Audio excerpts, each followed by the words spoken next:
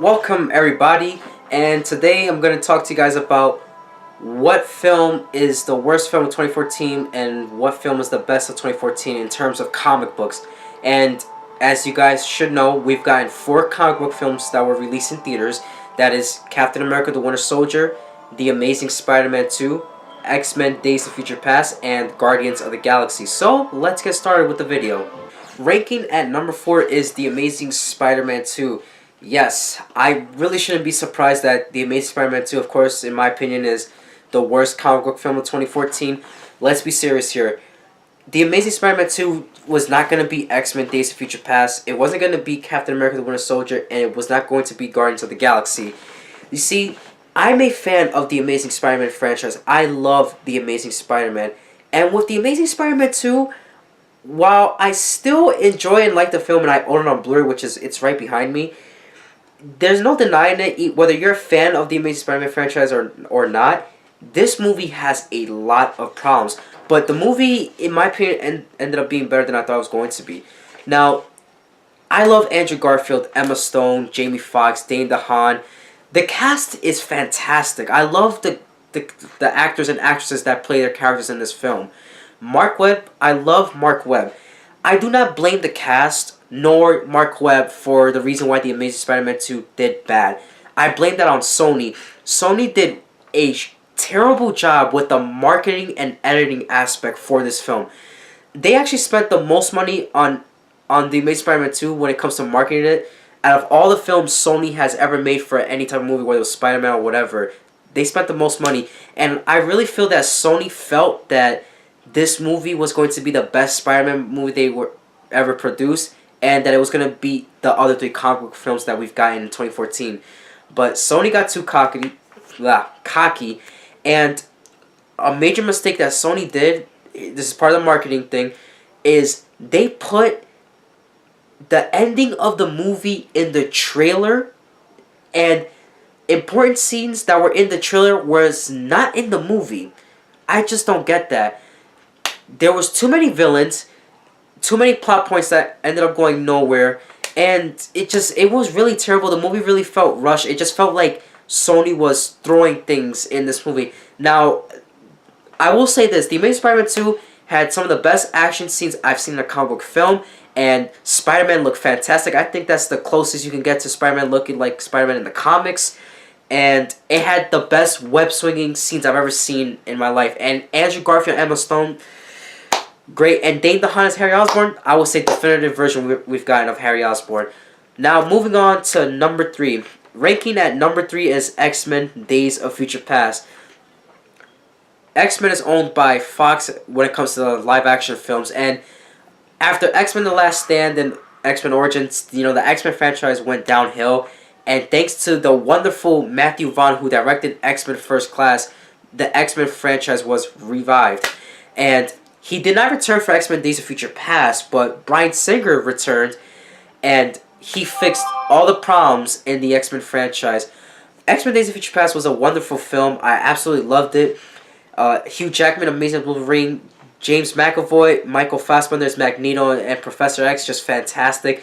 It was really nice to see the original cast from the X-Men trilogy and the cast of X-Men First Class into one movie. Bryan Singer fixed the continuity problems in the X-Men franchise. And Quicksilver was fantastic. I loved Magneto. It was a really great film, and I really enjoyed X-Men Days of Future Past. The action was great, story was great, the tone, just everything about X-Men Days of Future Past is fantastic. Bryan Singer did a fantastic job. This movie shows you that if Bryan Singer never left X-Men The Last Stand or X-Men 3, X-Men 3 would have been a really good film if Bryan Singer would have came back to direct that film. Ranking at number 2. This was a hard choice for me, because I'm a fan of Guardians of the Galaxy, and Captain America is my favorite superhero in the Marvel Comics, Marvel Universe. And I had it was like back and forth thing, but for me, I decided that number 2 is going to be Captain America the Winter Soldier. That might be a shocker to some of you, I know, but let me just say, I found no negatives with Captain America the Winter Soldier, except for in the middle of the movie where it got a little slow, the pacing. But besides that, that's not really a big flaw in my opinion. But besides that, the movie's fantastic. I know how much of a badass Captain America is, and this movie proved that. Because before the Winter Soldier, in the first Avenger and the Avengers, Captain America was everyone's least favorite superhero. And once Captain America the Winter Soldier was released, forget about it. Everyone fell in love with Captain America. The action scene was great. I love the whole spy thriller with the Winter Soldier. The relationship between Falcon and Captain America, I was able to fall in love with that relationship in a matter of 10 minutes. I love the Winter Soldier. Just everything about this film was just really good, and especially the big reveal in the middle of the movie, just mind blown, fantastic. And the fact that Captain America: The Winter Soldier is directed by 2 comedy directors, that says something right there. Without a doubt, Captain America: The Winter Soldier is one of the best comic book films I've ever seen, and it's actually up there with my expectations for, like, you know, what I expect out of a comic book film. That's Captain America: The Winter Soldier, The Avengers, and The Dark Knight. So fantastic. And ranking at number 1 is Guardians of the Galaxy. Guardians of the Galaxy is without a doubt Marvel Studios' biggest risk since Iron Man, because Iron Man was released in Phase 1. That was the first movie that started this whole Marvel Cinematic Universe. And I didn't even know who Iron Man was when Iron Man was released back in 2008, I believe. I remember seeing it in theaters and falling in love with the movie. I loved Robert Downey Jr. as Tony Stark. Just fantastic. Guardians of the Galaxy. This is just a plain fun film. It gets away with so many things, but everything is executed so well in Guardians of the Galaxy.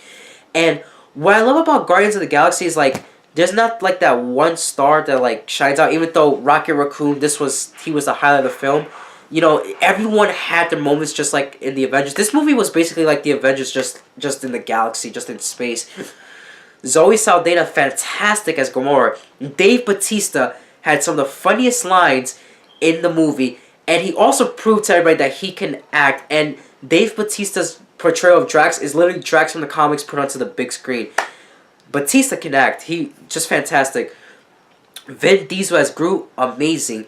Bradley Cooper as Rocket Raccoon, I don't even need to say anything, just fantastic. And Chris Pratt as Star-Lord. These 5 characters on screen is something special. And James Gunn, the way he dealt with this film is just fantastic. And one of the reasons why I chose this as number 1 is because in Guardians of the Galaxy, where it explains to us how the Infinity Stones or gems were created in the Marvel Cinematic Universe. And if you do not see this film and you watch future Marvel Studios films, you will be lost. So this is without doubt the most important film in the whole MCU as of right now. So that is my list, ranking from number 4 to 1 of the worst and best comic book films of 2014.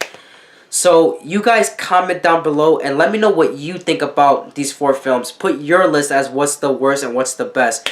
I already told you guys my list. I hope you guys enjoyed the video, and thank you very much for watching, and you guys have a nice day.